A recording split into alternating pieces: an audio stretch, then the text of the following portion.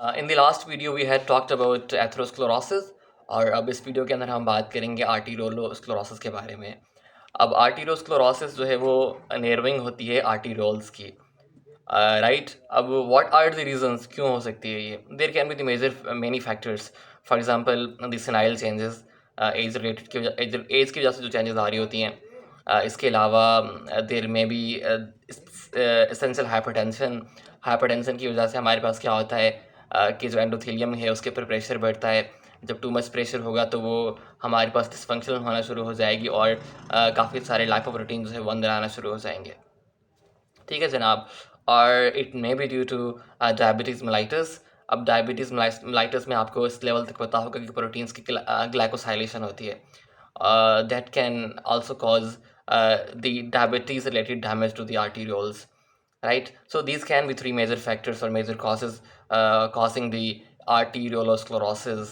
अब इसकी हम टाइप्स की बात करते हैं। बेसिकली दो तरह की, हाँ, दो टाइप्स होती हैं आर्टीरियोलोस्क्लेरोसिस की। एक हमारे पास होती है हेलाइन आर्टीरियोलोस्क्लेरोसिस। अब हेलाइन आर्टीरियोलोस्क्लेरोसिस में हमारे पास क्या होता है, बेसिकली इन द मीडिया में हेलाइन अमॉर्फस मटेरियल डिपॉजिट होना शुरू हो जाता है in this some areas. Moreover arteries की वजह से हमारे पास क्या होंगी, नेरो हो जाएंगी। नेरो होने के साथ साथ वो हार्ड हो जाएंगी और जो अंडरलाइंग डिटेल होगी मीडिया की, क्योंकि मीडिया में डिपोजिशन हो रही है तो वो ऑब्सक्योर होना शुरू हो जाएगी। ठीक है जनाब। अब इसमें डिफरेंट अक्यूमुलेशन होती है डिफरेंट तरह के प्लाज्मा प्रोटीन्स की। तो इसको हम कहते हैं हेलाइन आर्टीरियोस्क्लेरोसिस।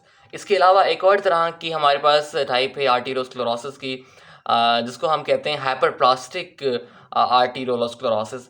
अब इसमें जो है ना बहुत कैरेक्टरिस्टिक लीजन्स बनते हैं, हाइपरटेंशन रिलेटेड लीजन्स बनते हैं जो हमारे पास मेलिग्नेंट हाइपरटेंशन की वजह से बन रहे होते हैं। जब वेरी सीवियर हाइपरटेंशन होती है, बहुत ज़्यादा ब्लड प्रेशर हाई किसी का रह रहा होता है chronically, diastolic BP more than 120 m of mercury, तो हमारे पास में क्या हो जाते हैं, हेमरेजिक लीजन्स बनना शुरू हो जाते हैं। मिसाल के तौर पर you frequently find these haemorrhagic lesions in retina. So इसको हम कहते हैं हाइपर प्लास्टिक आर्टीरियोस्क्लेरोसिस। अब इसमें होता क्या है बेसिकली, अगर इसकी हम पैथोलॉजी की बात करें, आर्टीरियोल्स जो हैं वो नेरो हो जाती हैं एंड जो मीडिया है उसमें ऑनियन की तरह कंसनट्रिक लेयर्स बनना शुरू हो जाती हैं। Basically in the media concentric layers like onion बनना शुरू हो जाती हैं स्मूथ मसल्स की। एक्चुअली स्मूथ मसल्स जो है ना वो उनमें हाइपरप्लेजिया होना शुरू हो जाता है और hypertrophy, both things in the smooth muscles of the media.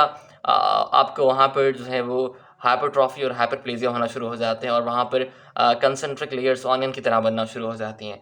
ये पहला हमारे पास हॉलमार्क फीचर होता है हाइपरप्लास्टिक आर्टीरियोस्क्लेरोसिस का। ठीक है जनाब। इसके अलावा एक और चीज़ आपको वहाँ पर मिलती है। सेकंड चीज़ क्या है, वहाँ पर आपको जिन एरियाज़ के अंदर बीपी बहुत ज़्यादा हाई होना शुरू हो जाता है, वहाँ पर नेक्रोसिस होना शुरू हो जाती है। You find the necrotic changes, certain areas में undergo necrotic changes rather than hyalinisation. वहाँ पे आपको हेलेनाइजेशन नहीं मिलती, नेक्रोटिक चेंजेस मिल रही होती हैं। So basically, these are the two types of arteriosclerosis. Up in the next video, we'll talk about that why diabetes mellitus causes arteriosclerosis, and moreover आगे हम बात करेंगे। Thank you very much.